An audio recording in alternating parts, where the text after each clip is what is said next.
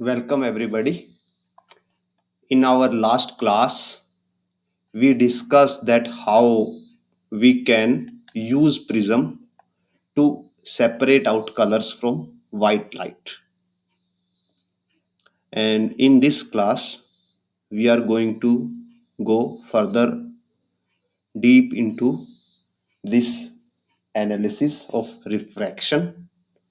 And till now, we have covered that how refractive index depends on wavelength, how this dependence leads to different angle for different colors, and how these different angles creates spectrum of colors, which we known as rainbow, or we can denote it by Vibgyor. Before starting our today's video, I would like you to request to subscribe to our channel and share our videos, because more you share, more you subscribe, more we feel motivated to make such content. And it's a zero cost way for you to support us.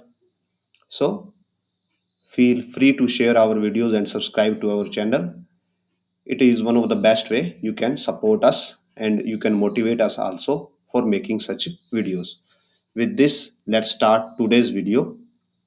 In our previous video, we've discussed how splitting of color happens, and today we will go further.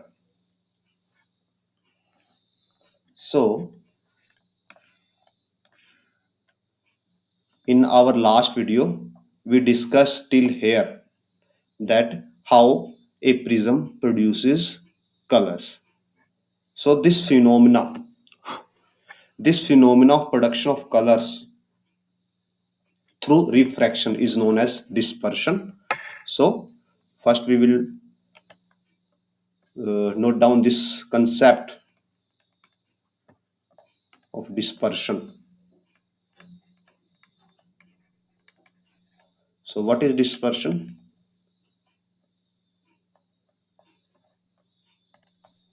It is splitting of colors of white light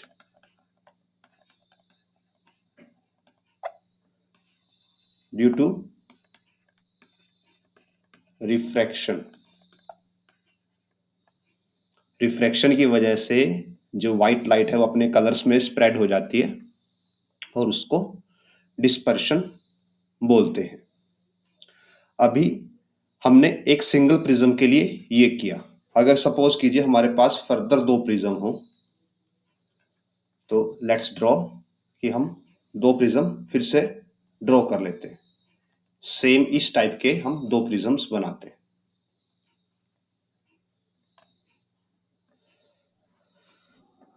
So this is our first prism and this is our second prism.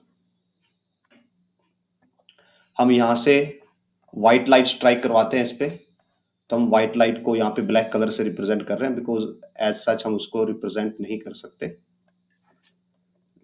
इसको थोड़ा और angle बनाते हैं so that हम proper way में represent कर पाए. सो ये हमारी व्हाइट लाइट है. अब हम इसके लिए फिर से नॉर्मल ड्रॉ करेंगे. नॉर्मल समथिंग ऐसे आएगा. तो सबसे पहले हमारा आता है जो नॉर्मल के सबसे पास होगा, दैट इज वॉयलेट, और या हम जो अभी ब्लू कलर यूज कर रहे हैं, तो सबसे पास वो ब्लू कलर होता है, समथिंग लाइक दिस. फिर ग्रीन कलर, जो हमने अब तक एग्जांपल किया उसमें हमने 3 कलर ही यूज किए हैं, और लास्ट में रेड कलर. तो सपोज कीजिए हमारे स्पेक्ट्रम में अभी 3 कलर ही है. इन रियल स्पेक्ट्रम आपको 7 कलर्स मिलते हैं, और वो 7 कलर्स आपको कभी सेपरेटेड नहीं मिलेंगे, वो आपको कंटिन्यूस एक दूसरे में मिक्स मिलेंगे, बिकॉज रियलिटी में 3 ही कलर होते हैं, रेड, ग्रीन, ब्लू. हमारी आईज के अंदर 3 ही तरह की कोन होती हैं, जो हमने हमारी फर्स्ट वीडियो में स्टडी किया था. हमारी आंख के अंदर 3 तरह की कोन होती हैं, जो 3 तरह से सेंसिटिव होती हैं, रेड, ग्रीन, ब्लू. जो बाकी के कलर है वो सब उनका मिक्सचर होते हैं. सो हम उन्हीं को लेके यहाँ पे चल रहे हैं. अब हम इनके लिए फर्दर नॉर्मल ड्रॉ करेंगे, क्योंकि इनके लिए इम्पैक्ट पॉइंट्स ही हैं. सो नॉर्मल हम ब्लैक कलर से ड्रॉ करते हैं।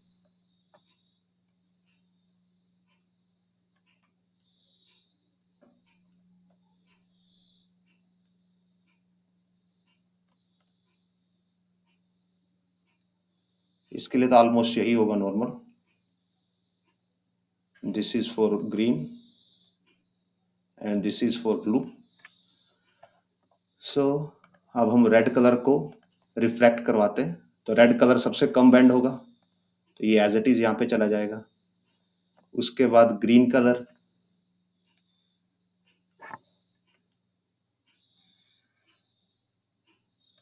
और लास्ट में हमारे पास ब्लू कलर आएगा कुछ ऐसे। सो अब जब ये यहाँ पे इम्पैक्ट होंगे तो यहाँ पे इनके पास फिर से नॉर्मल्स बनेंगे, क्योंकि यहाँ पे फिर से रिफ्रैक्शन होगा। सो नॉर्मल ब्लैक कलर से बनाते हैं। सो ये पहले कलर के लिए नॉर्मल है, ये दूसरे कलर के लिए, और ये थर्ड कलर के लिए। सो अब फिर क्या होगा, अब फिर से जो रिफ्रैक्शन में क्या होता था कि रेड कलर सबसे ज्यादा बेंड होता है, सॉरी, हाँ, उसका एंगल ऑफ रिफ्रैक्शन सबसे ज्यादा होता है, ब्लू कलर का सबसे कम होता है। तो यहाँ पे जो एंगल बन रहा है नॉर्मल के साथ ब्लू का, वो एज इट इज ही है। सो ये पाथ्स कुछ ऐसे हो जाएंगे।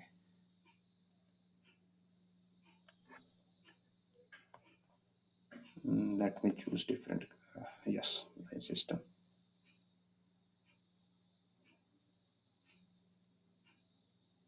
ये रेड का ऐसे हो जाएगा, ग्रीन का ऐसे हो जाएगा, और ब्लू का फर्दर ऐसे हो जाएगा। और जब ये फर्दर बाहर निकलेंगे,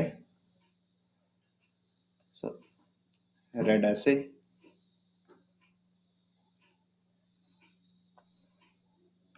समथिंग लाइक ग्रीन ऐसे, और जो ब्लू है वो फर्दर ऐसे बाहर आ जाएगा। मींस अगर आप उनको दो स्ट्रेट प्रिज्म से पास आउट करते हो तो जो कलर्स हैं वो आपके एज इट इज सेपरेटेड ही रहेंगे, वो एक दूसरे के साथ मिक्स नहीं होंगे। अगर आप यहाँ पे फर्दर एक और प्रिज्म ऐड कर दोगे तो ये कलर्स के बीच का सेपरेशन और बढ़ जाएगा, बट एक दूसरे के साथ मिक्स नहीं होंगे।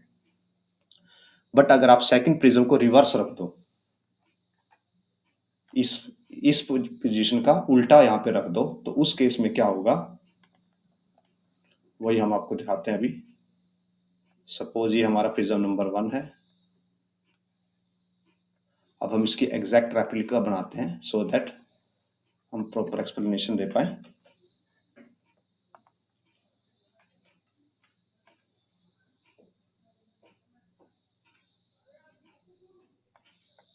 And we have to revert it, so तो नहीं चलेगा।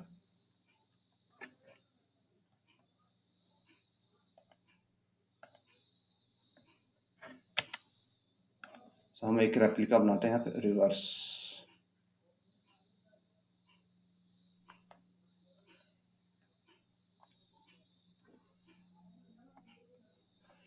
और इसको हम थोड़ा सा पास में मूव करते हैं। ये हो गया हमारा सेकंड प्रिज्म। अब हम यहाँ पे फिर से व्हाइट लाइट स्ट्राइक करवाते हैं, जिसको हम ब्लैक से रिप्रेजेंट कर रहे हैं। यहाँ पे हम एक बार नॉर्मल ड्रॉ करते हैं।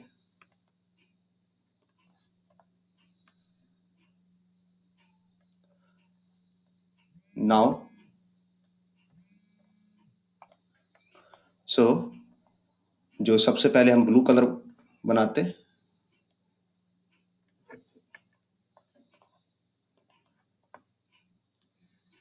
ये ब्लू कलर का पाथ होगा, ब्लू कलर यहाँ पे जाएगा और फिर यहाँ से फर्दर रिफ्रैक्ट हो जाएगा ऐसे। अभी हम यहाँ पे नॉर्मल ड्रॉ नहीं कर रहे बिकॉज हम ऑलरेडी कर चुके हैं मल्टीपल टाइम्स। फिर जो ग्रीन कलर होगा, ग्रीन कलर समथिंग लाइक ऐसे जाएगा और फिर यहाँ से ऐसे इस पॉइंट पे स्ट्राइक करेगा। और लास्ट में होगा हमारे पास रेड कलर, तो जो रेड कलर है वो यहाँ पर ऐसे तक, यहाँ तक जाएगा और फिर यहाँ से यहाँ पे ऐसे स्ट्राइक करेगा। अब देखिए, अब अगर आप यहाँ पे नॉर्मल्स बनाओ, अब हम इस पोजीशन के नॉर्मल्स बना रहे हैं बिकॉज हमें आपको ये वाला पार्ट एक्सप्लेन करना है।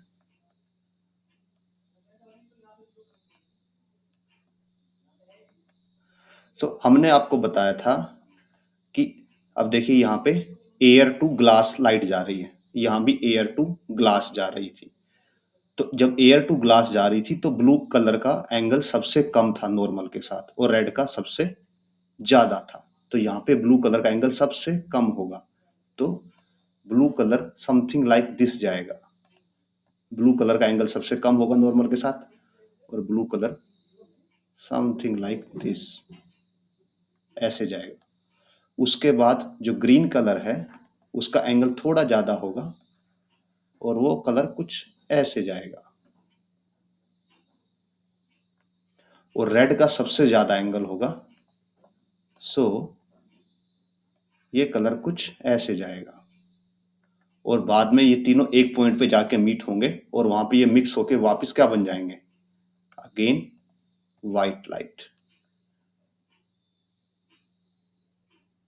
सो ऐसे अगर आप दो प्रिज्म्स को एक दूसरे पे रिवर्स यूज करते हो, ऑन दैट केस दोनों प्रिज्म लाइट को एक दूसरे के साथ मिक्स कर देंगे वापस, और आपने जितनी लाइट आपको, जैसे आपने व्हाइट लाइट को एंटर करवाया था ऐसे ही वापस आपको व्हाइट लाइट बाहर मिल जाएगी। और जो हमने यूज किया था मेथोडोलॉजी, हमने लास्ट वीडियो में कैलकुलेट किया था कि कैसे ब्लू का एंगल सबसे कम होगा, रेड का एंगल सबसे ज्यादा होगा, उसी का हम यहाँ पे यूज करते हैं। यहाँ पे रेड का एंगल ज्यादा है, ब्लू ग्रीन को उससे कम है और ब्लू का सबसे कम एंगल है नॉर्मल के साथ। सो इसी का यूज करके आप इसको भी एक्सप्लेन कर सकते हो कि कैसे यहाँ पे व्हाइट लाइट वापस प्रोड्यूस हो जाती है। सो इसका हम आपको एक प्रॉपर डायग्राम दिखाते हैं। सो आप यहाँ पे स्क्रीन पे देख सकते हो, हमारे पास ये दो एक जैसे दिखने वाले प्रिज्म्स है। पहले पे व्हाइट लाइट डलती है, वो उसको स्प्लिट करता है ब्लू में, मीन्स वॉयलेट और रेड में, और ये वॉयलेट और रेड फिर से एक दूसरे के साथ मिक्स हो जाते हैं और हमें फिर से क्या मिलता है, अगेन हमें वापस वायलेट लाइट मिल जाती है। सो ऐसे आप एक्सप्लेन कर सकते हो कि कैसे अगर आप दो प्रिज्म्स को एक दूसरे के ऊपर इन्वर्टेड रखोगे तो वो आपको नॉर्मल व्हाइट लाइट देंगे, और अगर आप दो प्रिज्म्स को एक दूसरे के ऊपर इन्वर्टेड रखते हो तो आपको ये शेप मिलेगी, जो कि आप इजिली, जिसकी हेल्प से आप इजिली एक्सप्लेन भी कर सकते हो दैट कि वाई दो प्रिज्म के एक दूसरे के ऊपर रखने से व्हाइट लाइट मिलती है। कि सपोज कीजिए हम इन्हीं दो प्रिज्म्स को लेते हैं,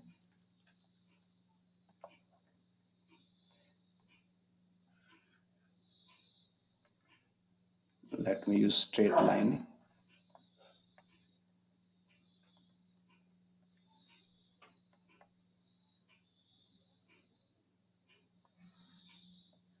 सपोज कीजिए आपके पास इस शेप की कोई ग्लास स्लैब है। अब अगर आप उसको बीच से डिवाइड कर दो, ऐसे अगर आप उसको डिवाइड कर दो तो आपके पास ये दो प्रिज्म ही बनते हैं। और आपको पता है, हमने अपनी प्रीवियस वीडियो में एक्सप्लेन किया है कि अगर ग्लास स्लैब में यहाँ से व्हाइट लाइट एंटर करती है तो यहाँ से कलर्स तो निकलते हैं बट उनके बीच का डिफरेंस इतना कम होता है कि हमें व्हाइट लाइट ही दिखाई देती है। तो यहाँ भी सेम सिनेरियो है, अगर आप इन दोनों को एक दूसरे के साथ अटैच कर दो तो ये एक स्लैब का काम ही कर रही है, या आप एक स्लैब को बीच से कट करके दो प्रिज्म का काम करवा सकते हो, तो वहां भी सेम फिनोमेना आपको मिलेगा। दैट यहां से आप व्हाइट लाइट एंटर करोगे, यहाँ पे आपको कलर्स मिलेंगे। सपोज ये वोयलेट कलर है, ये यहाँ तक जाएगा, फिर यहाँ से कुछ बेंड होगा, अगेन फिर आपको जो ऊपर वाला रेड होगा वो रेड यहाँ तक जाएगा और ये कुछ बेंड होगा, एक पॉइंट पे मिलेंगे और फिर बाद में आपको आउट में वापस as it is white light मिल जाएगी। So this is basics of prism. हमने प्रिज्म का पूरा डिटेल में कर लिया, हमने डिस्पर्शन कर लिया, हमने रिफ्लेक्टिव इंडेक्स का वेरिएशन कर लिया। तो इसके साथ ही जो प्रिज्म का पार्ट है वो फिनिश होता है, वो खत्म होता है। तो अब इसके बाद हम पढ़ते हैं रेनबो फॉर्मेशन की। जब भी आसमान में बारिश होने के बाद नॉर्मली आपको कभी कभी रेनबो दिखाई देता है, तो रेनबो ऐसा क्यों दिखाई देता है? So let's go with rainbow.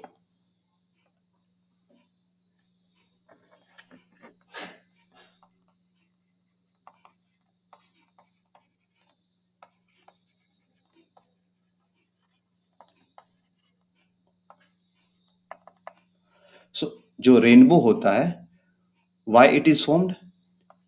It is formed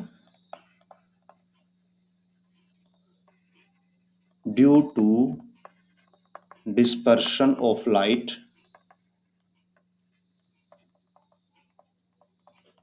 produced by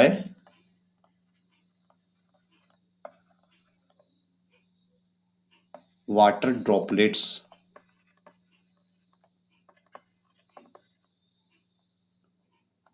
in the atmosphere।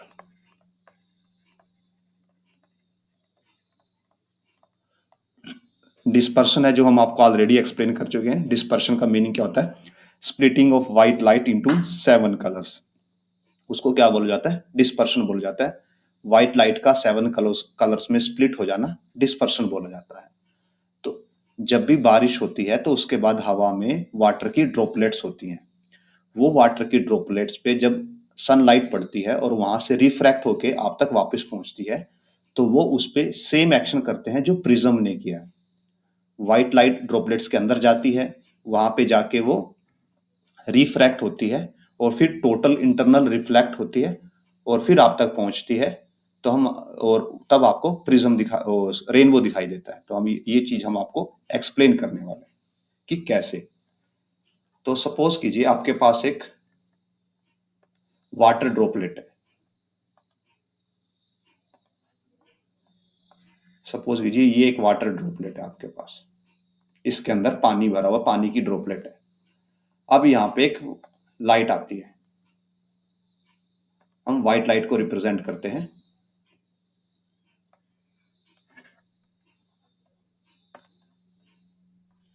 ये व्हाइट लाइट आती है यहाँ पे ऐसे। अब इस सरफेस पे हमें नॉर्मल ड्रॉ करना पड़ेगा, बिकॉज यहाँ पे क्या होगा? रिफ्रैक्शन होगा। तो हम इस सरफेस पे एक नॉर्मल ड्रॉ करते हैं। ये हमने सरफेस पे नॉर्मल ड्रॉ कर दिया। तो रिफ्रैक्शन की वजह से फिर से व्हाइट लाइट क्या होगी? स्प्लिट हो जाएगी कलर्स में, 7 कलर्स में। अभी हम यहाँ पे सिर्फ 3 कलर्स रिप्रेजेंट कर रहे हैं, ब्लू, ग्रीन एंड रेड। सो हमें ये पता है कि ब्लू का एंगल सबसे कम होता है, वो नॉर्मल के सबसे पास होता है। तो सपोज कीजिए ये है ब्लू कलर, ये ब्लू कलर स्प्लिट होके यहाँ पे आता है। उसके बाद ये यहाँ पे ग्रीन कलर पहुंचता है और उसके बाद यहाँ पे रेड कलर पहुंचता है। अब यहाँ पे 2 फिनोमिनास पॉसिबल हैं। नंबर 1, पहला फिनोमिना क्या है? दैट जो लाइट है वो यहां से बाहर निकल जाए, जो ये कलर है यहीं से रिफ्रैक्ट हो जाए। और दूसरा क्या है कि वहां यहां से रिफ्लेक्ट हो जाए। हम आपको दोनों केसेस एक्सप्लेन करते हैं कि क्या होता है। तो हम दोनों केसेस को एक्सप्लेन करने के लिए आपको वन बाय वन एक्सप्लेन करेंगे। तो फर्स्ट केस क्या है? Refraction from opposite side. Opposite side कौन सी है? ये वाली साइड अपोजिट है, बिकॉज यहां से लाइट आई है तो ये साइड अपोजिट साइड है। और सेकंड क्या है? रिफ्लेक्शन, और इसको बोला जाता है total internal reflection. Total internal reflection from opposite side. तो हम ये दोनों केसेस आपको एक्सप्लेन करेंगे। So let start. हम भी पहला केस डिस्कस करते हैं जहां पे लाइट इस साइड से निकल जाती है बाहर। सो केस नंबर 1, हमने इसको एज इट इज ले लिया है। अब अगर हम अपोजिट साइड से लाइट को रिफ्रैक्ट करना चाहते हैं तो हमें यहाँ पे नॉर्मल्स ड्रॉ करने पड़ेंगे, तो जो कि हम ब्लैक कलर से ड्रॉ करते हैं। So this is surface first normal. Let me choose a line. This is first normal इस पॉइंट के लिए, ये इस पॉइंट के लिए नॉर्मल होगा और इस पॉइंट के लिए ये नॉर्मल होगा। अभी देखिए,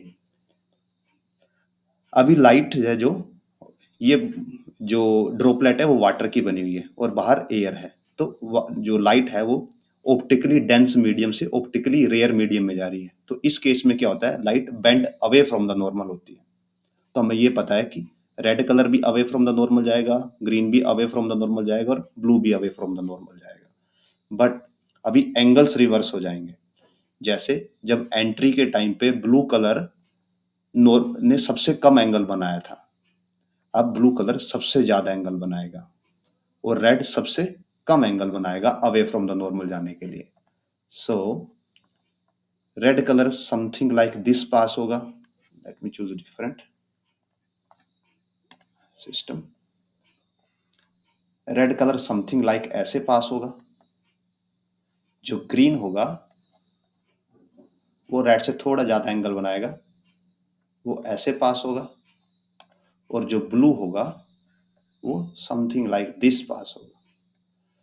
तो इस केस में आपको रेनबो नहीं दिखाई देगा, बिकॉज जो कलर्स हैं वो एक दूसरे से इतने दूर हो गए हैं कि वो पूरे रीजन को ही कलरफुल बनाएंगे। मीन्स यहाँ पे आपको कोई रेनबो नहीं दिखाई देने वाला। और सपोज कीजिए अगर यहाँ पे कोई दूसरी ड्रॉपलेट है, let me copy this whole, कि ये हो गया एक ड्रॉपलेट। अब अगर यहाँ पे एक और कोई ड्रॉपलेट है, जैसे यहाँ पे ये एक और ड्रॉपलेट आ गई,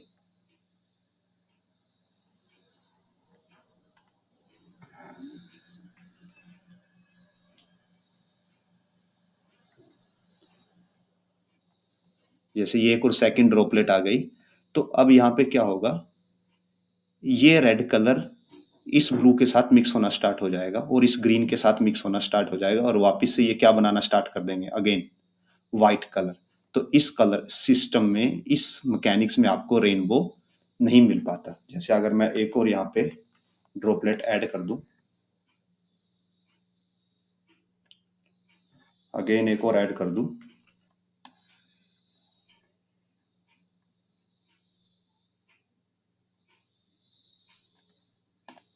तो आप मल्टीपल ड्रॉपलेट से देख सकते हो कि इसका रेड इसके ब्लू के साथ, इसका ग्रीन इसके ब्लू और इसके रेड के साथ, ये ऐसे कॉम्बिनेशन सिस्टम बनना स्टार्ट हो जाएगा कि ये तीनों, ये ग्रीन है, ये रेड है, ये ब्लू, ये तीनों एक साथ मिल जाएंगे, ये तीनों एक साथ मिल जाएंगे और ये तीनों एक साथ मिल जाएंगे।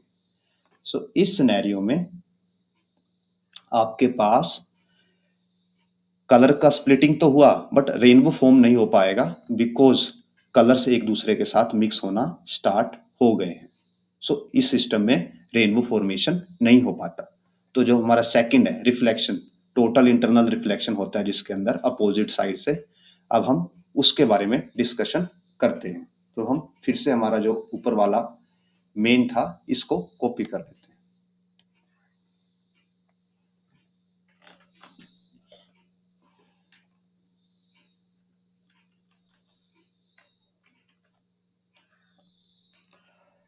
अब यहाँ पे हम केस नंबर बी की बात कर रहे हैं।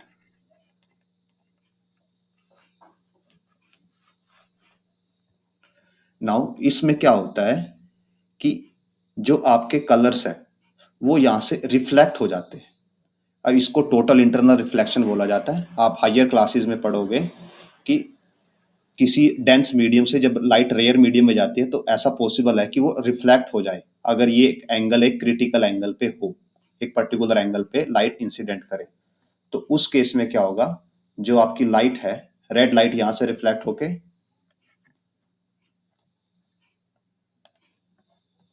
ये जो रेड लाइट है ये रिफ्लेक्ट होके यहाँ पे पहुंचेगी।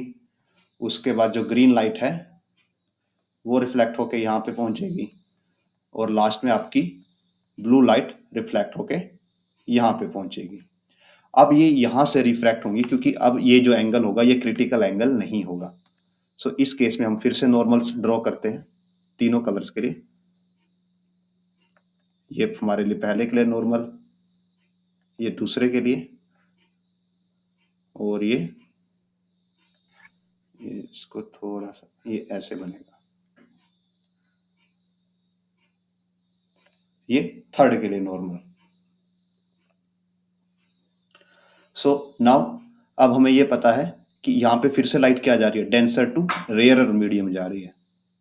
डेंस, क्योंकि वाटर डेंस मीडियम है, ऑप्टिकली डेंस, और जो एयर एयर है वो ऑप्टिकली रेयर मीडियम है। तो लाइट यहाँ पे डेंस टू रेयर जा रही है, तो ये bend away from the normal होगी। तो लाइट रेड कलर भी बेंड फ्रॉम अवे होगा, ग्रीन भी बेंड अवे, एंड जो ब्लू कलर है वो भी bend away from the normal होगा। और नाउ ब्लू कलर सबसे ज्यादा bend away from the normal होगा, रेड कलर सबसे कम bend away from the normal होगा, बिकॉज यहाँ पे एंगल्स रिवर्स हो जाएंगे। जब light to optically dense medium में लाइट गई थी, एयर से वाटर के अंदर गई थी, तो ब्लू कलर सबसे कम इसका एंगल सबसे कम था नॉर्मल के साथ। अब ब्लू कलर का एंगल सबसे ज्यादा हो जाएगा नॉर्मल के साथ। So blue colour something like this बाहर आएगा।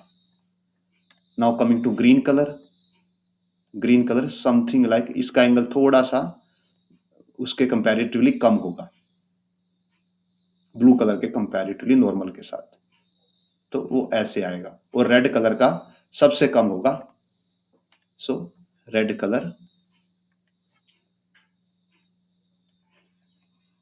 ऐसे बाहर आएगा। तो अब यहाँ पे देखिए आपको सभी कलर्स मिलेंगे, मीन्स अभी हमने यहाँ पे 3 ही कलर रिप्रेजेंट किए हैं। नॉर्मली आपको 7 कलर्स मिलेंगे और सभी एक साथ आपको पैरेलल आते हुए बाहर दिखाई देंगे। और बिकॉज जो अर्थ का और ये वाटर ड्रॉपलेट्स होती हैं, ये स्पेस में इतनी ऊपर होती हैं, हाइट में इतनी ऊपर होती हैं कि वहां से ये आते आते इनके कलर्स के बीच का डिस्टेंस सफिशिएंट हो जाता है, जो हमें इजिली विजिबल होता है। तो सपोज कीजिए अगर हम यहाँ पे ऐसे मल्टीपल ड्रॉपलेट्स बना दें,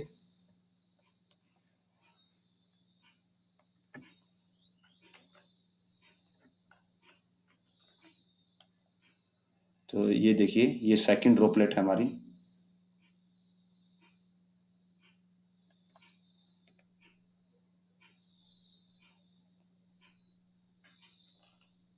थर्ड ड्रॉपलेट लेते हैं, फिर फोर्थ ड्रॉपलेट लेते हैं,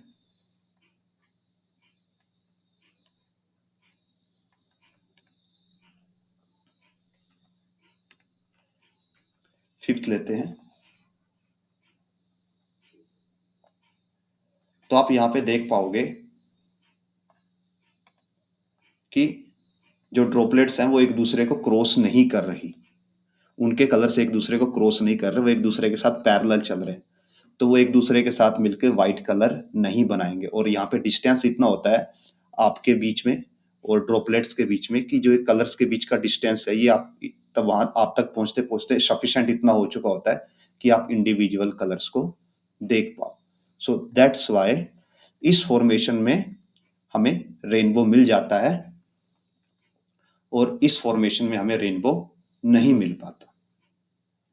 So this is rainbow formation using dispersion of light using refraction.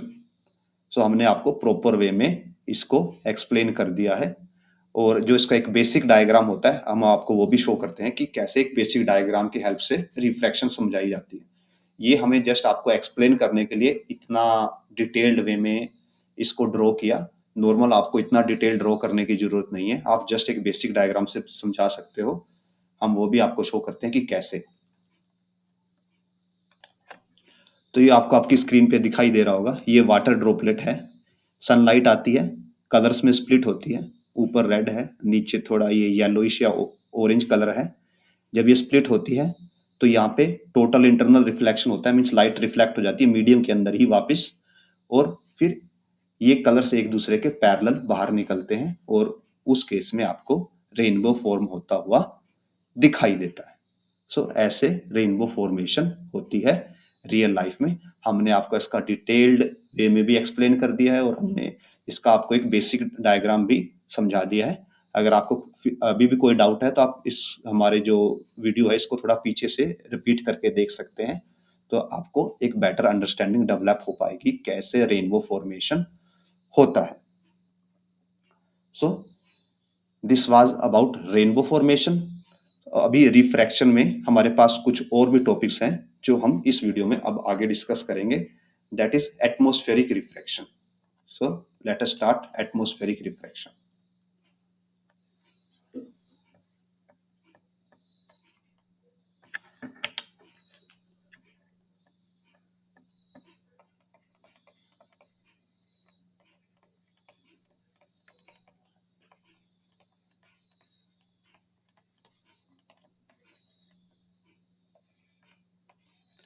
So atmospheric refraction है, उसमें सबसे पहला टॉपिक हम जो कवर करेंगे that is twinkling of star.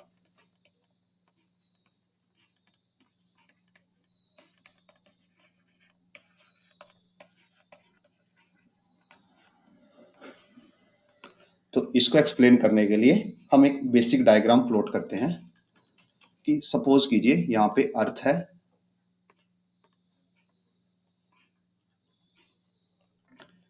This is earth. अभी अर्थ के ऊपर आप हैं, so this is you,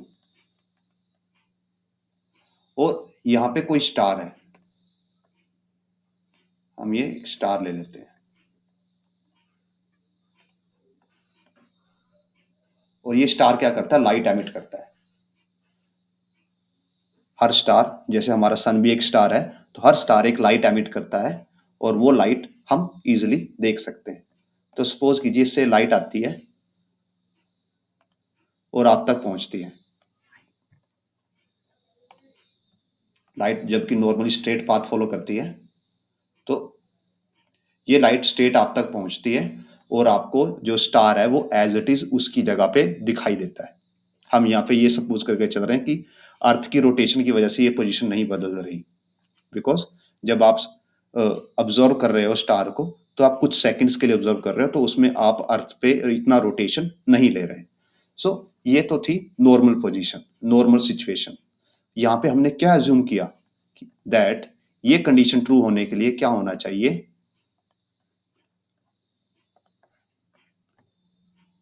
there should be no air around अस।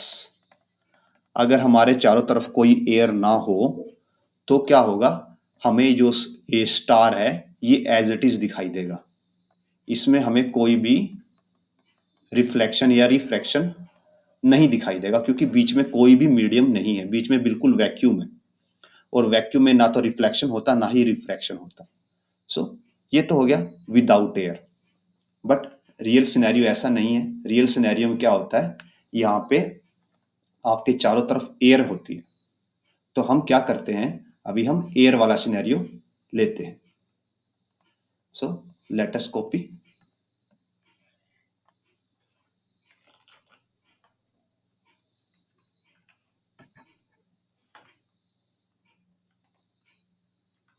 हम क्या करते हैं, ये हमने आपको ले लिया as a person on earth. अभी हम एक स्टार बनाते हैं, ये एक स्टार है जो कि लाइट एमिट कर रहा है सभी डायरेक्शंस में, और अभी आपके अराउंड भी एयर है, चारों तरफ एयर है, तो हम एयर के लिए अलग अलग कलर के सर्कल्स बनाते हैं।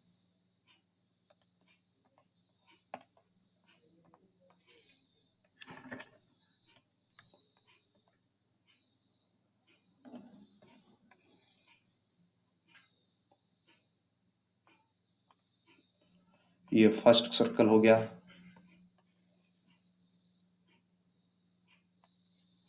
Second,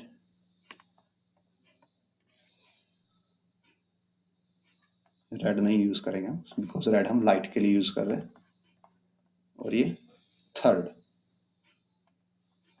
Let me adjust their position.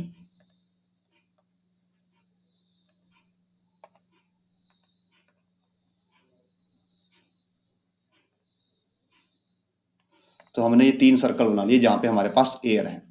अभी हमने इनको सेपरेट कलर क्यों दिया, डिफरेंट कलर्स क्यों दिया, हम आपको वो एक्सप्लेन करते हैं पहले। Y different colour?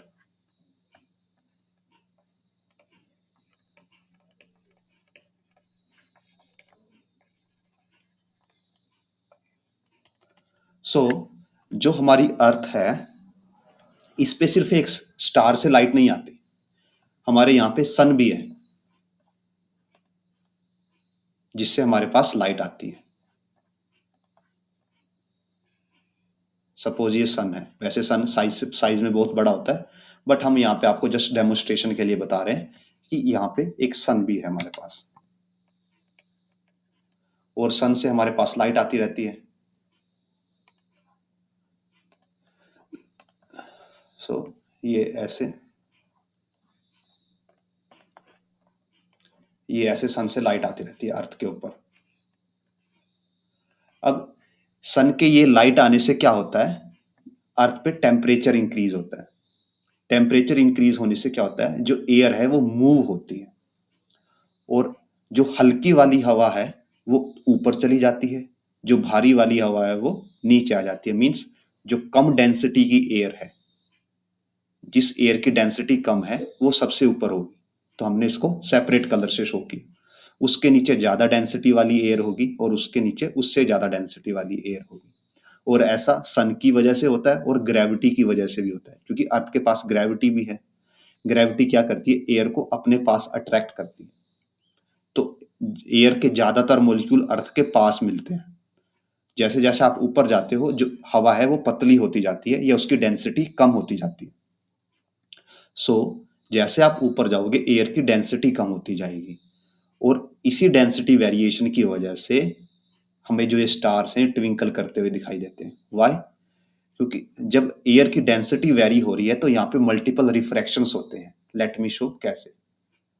तो सपोज कीजिए ये लाइट रे, इस स्टार से एक लाइट रे आ रही है, हम एक ही लाइट रे की बात कर रहे हैं यहाँ पे, और वो हम तक यहाँ तक इस लेयर पे ऐसे जाके स्ट्राइक करती है। अब इस एरिया में तो वैक्यूम था, स्टार से लेके अर्थ के बीच में मैक्सिमम एरिया में वैक्यूम था, तो यहाँ पे कोई रिफ्रैक्शन नहीं होगा, कोई रिफ्लेक्शन नहीं होगा।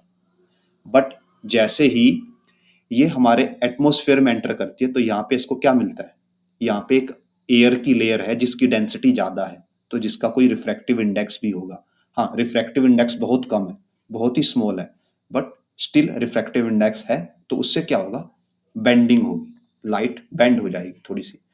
तो ये लाइट सपोज कीजिए ऐसे थोड़ी सी बेंड हो जाती है, फिर इसको सेकंड लेयर मिलती है, ये फिर से बेंड हो जाती है, और फिर ये हमारे तक ऐसे पहुंचती है। तो लाइट है जो ये थोड़ा सा बेंड पाथ लेके, थोड़े से अपने पाथ से डेविएट होके हमारे तक पहुंचती।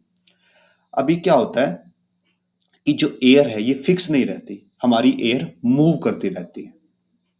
तो जैसे एयर मूव करती है, अगर मान लो ये वाला पार्टिकल एयर का अब यहाँ पे आ गया तो इसकी डेंसिटी भी चेंज हो जाएगी। नाउ डेंसिटी चेंज होने से रिफ्रैक्टिव इंडेक्स चेंज हो जाता है। तो पहले सपोज कीजिए इससे एक लाइट रे आई जिसने ये वाला पाथ फॉलो किया। अब क्या होगा, हम ये वाला पाथ डिनोट कर देते हैं। अब कोई दूसरी लाइट रे आएगी, वो ऐसे आ रही थी, अब वो कोई सेपरेट पाथ फॉलो करेगी आप तक पहुंचने के लिए। उसने सपोज ये वाला पाथ फॉलो किया, फिर एक थर्ड लाइट रे आती है, हम इसको हटा देते हैं, ये कोई लाइट रे आती है, वो ऐसे बेंड होके आप तक ऐसे पहुंचती है। मीन्स आपकी आंखों में इस स्टार से जो लाइट रेज आ रही हैं वो एक अलग अलग पाथ लेके आप तक पहुंच रही हैं। और जब ये लाइट रे अलग अलग पाथ लेके आपके पास पहुंच रही है तो आपकी आंखों में जो बनने वाली इमेज है वो बार बार बदलती रहती है। लेट मी शो कैसे। तो सपोज कीजिए कि जो फर्स्ट रे आती है आप तक, फर्स्ट रे ऐसे आती है बेंड होके, ओके। ये फर्स्ट रे आपके तक ऐसे बैंड होके पहुंचती है। तो अब हम एक सेपरेट कलर यूज करते हैं आपको दिखाने के लिए कि आपको कैसे लगेगा। तो आप तक लाइट ऐसे आई है, इस डायरेक्शन से आई है, तो आपको क्या लगेगा कि जो स्टार है वो अभी यहाँ पे है, इस पोजीशन पे है जहाँ पे हमारा माउस आपको शो कर रहा है। अभी क्या होता है, ये तो पहली लाइट रे ने आपको स्टार को यहाँ पे दिखा दिया। अब होता है दूसरे लाइट रे की बारी। अब कोई दूसरी लाइट रे आती है, वो थोड़ा ऐसे आती है।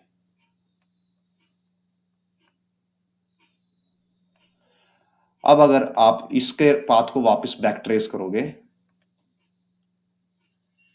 तो आपको लगेगा कि स्टार यहां पे है। मींस जो स्टार की पोजीशन है depending upon the refraction of light, कभी आपको यहां पे दिखाई देगी, कभी आपको यहां पे दिखाई देगी। ये पोजीशन बदलती रहेगी।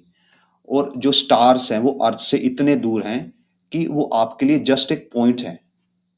सो ये पॉइंट्स आपके लिए इधर उधर बदलता रहता है, और इसी को बोला जाता है ट्विंकलिंग ऑफ स्टार। कि आपको स्टार एक बार यहाँ पे दिखाई दिया, फिर आपको यहाँ पे दिखाई दिया, फिर सपोज आपको यहाँ पे दिखाई देगा, यहाँ पे दिखाई देगा, यहाँ पे दिखाई देगा, यहाँ पे दिखाई देगा। ये जो रिफ्रैक्शंस हैं ये बहुत ही स्मॉल होती हैं, तो जो डेविएशन है वो भी बहुत स्मॉल होती है। मीन्स लगभग एक ही जगह पे दिखाई देते हैं, बस थोड़ा थोड़ा शिफ्ट होने की वजह से। ये तो हम आपको मैग्नीफाई करके दिखा रहे हैं सो दैट हम आपको एक्सप्लेन कर सकें कि होता कैसे। सो जो पोजीशन है वो आपको हर समय बदलती हुई दिखाई देगी, तो आपको ऐसा लगेगा कि स्टार ऑन ऑफ हो रहा है, ट्विंकल कर रहा है, बंद बूझ हो रहा है। सो दैट्स वाई आपको जो स्टार्स हैं वो ट्विंकल करते हुए दिखाई देते हैं। सेम केस प्लैनेट्स के लिए है, बट प्लैनेट के केस में क्या होता है कि जो प्लैनेट है, जैसे जो वीनस प्लैनेट है वो भी लाइट को रिफ्लेक्ट करता है, और उससे भी लाइट आपके पास ऐसे ही रिफ्रैक्ट होके पहुंचती है। बट जो वीनस प्लैनेट है उसका शेप इतना बड़ा है कंपैरेटिवली टू स्टार। अगर हम यहाँ पे वीनस प्लैनेट को बनाएं तो वीनस प्लैनेट का साइज इतना बड़ा है स्टार के कंपैरेटिवली। मतलब कंपैरेटिव साइज का मीनिंग होता है कि जो स्टार्स होते हैं वो आपसे बहुत ज्यादा दूर हैं, जबकि प्लैनेट्स हमसे इतना ज्यादा दूर नहीं है। जो वीनस प्लैनेट है वो हमसे इतना ज्यादा दूर नहीं है, तो उसका कंपैरेटिव साइज हमारी आंखों के लिए बड़ा है, जबकि स्टार का डिस्टेंस बहुत ज्यादा होने की वजह से उसका कंपैरेटिव डिस्टेंस हमारी आंखों के लिए बहुत छोटा है। तो ये फ्लक्चुएशन, सेम फ्लक्चुएशन जो स्टार के लिए हो रहे हैं लाइट में, सेम फ्लक्चुएशंस प्लैनेट्स के लिए भी होते हैं, बट उनका कंपैरेटिव साइज इतना बड़ा है कि उनके साइज में शिफ्ट इतना नहीं होता, तो हमारी आंखें उस शिफ्ट को एक्सपीरियंस नहीं कर पाती क्योंकि वहां पे शिफ्ट बहुत स्मॉल है। बट स्टार्स हमसे इतने दूर हैं कि उनकी जो पोजीशन में शिफ्ट होता है वो उनकी पोजीशन के ही बराबर, उनकी पोजीशन के साइज के ही बराबर है। दैट्स वाई हमें स्टार्स हैं जो ट्विंकल करते हुए दिखाई देते हैं। So this is the reason कि वाई हमें स्टार्स ट्विंकल करते हुए दिखाई देते हैं और प्लैनेट्स ट्विंकल करते हुए नहीं दिखाई देते। जब हमारे पास एडवांस टेलीस्कोप वगैरह नहीं थे अर्लियर सेंचुरी में, 16th सेंचुरी 17th सेंचुरी, तो उस टाइम पे प्लैनेट्स और स्टार को ऐसे ही डिस्टिंग्विश किया जाता है कि अगर स्पेस में, आसमान में कोई चीज ट्विंकल करती हुई दिखाई दे रही है तो वो स्टार है, अगर वो ट्विंकल नहीं कर रही तो वो प्लैनेट है। रीजन क्या है कि प्लैनेट हमारे कंपैरेटिवली इतने पास हैं कि उनका कंपैरेटिव साइज हमारी आंखों के लिए बड़ा है, और स्टार्स हमसे इतने दूर हैं कि उनका कंपैरेटिव साइज हमारी आंखों के लिए छोटा है। वैसे स्टार्स का साइज बहुत बड़ा होता है, प्लैनेट्स उनके मुकाबले बहुत छोटे होते हैं। बट प्लैनेट्स हमारे पास हैं और स्टार हमसे बहुत ज़्यादा दूर हैं। प्लैनेट्स का जो डिस्टेंस है वो 10⁸ में होता है, और जो स्टार्स हैं उनका 10⁻16 में डिस्टेंस होता है। सो प्लैनेट्स का कंपैरेटिव साइज बिगर है, स्टार्स का कंपैरेटिव साइज छोटा है। दैट्स वाई जो फ्लक्चुएशंस होती हैं पोजीशन की due to refraction of air of earth surface, earth के ऊपर एयर होने की वजह से जो लाइट आती है स्टार से और प्लैनेट से वो रिफ्रैक्ट होती है और हम तक पहुंचती है, उससे पोजीशन शिफ्ट होती है। और जो शिफ्ट इन पोजीशन है स्टार्स की वो नोटिसेबल होता है क्योंकि उनका साइज ऑलरेडी बहुत स्मॉल है आपके लिए, और प्लैनेट्स का साइज इतना छोटा नहीं है, इसलिए वो शिफ्ट है जो नोटिसेबल नहीं होती। तो हमें प्लैनेट्स हैं जो ट्विंकल करते हुए नहीं दिखाई देते और स्टार्स हैं ट्विंकल करते हुए दिखाई देते। सो this is twinkling of stars. इसके बाद हम कवर करेंगे एडवांस सनराइज एंड सनसेट, और एक होता है स्कैटरिंग ऑफ लाइट जिसको टिंडल इफेक्ट बोलते हैं। ये सब हम हमारी जो नेक्स्ट वीडियो होगी उसमें कवर करेंगे। सो इस वीडियो को यहीं पे ख़त्म करते हैं। एंड एज यूजुअल, अगर इस वीडियो से आपकी अंडरस्टैंडिंग इम्प्रूव हुई हो, आपकी नॉलेज बेटर हुई हो, आपको कंसेप्ट समझ में आए हों कि how things happens, then please consider sharing this video, liking this video, and subscribing to my channel, because more you share, more you subscribe, more we feel motivated to make such content. And with this, keep on sharing, keep on subscribing. We will meet in next video. Till then, thanks for watching.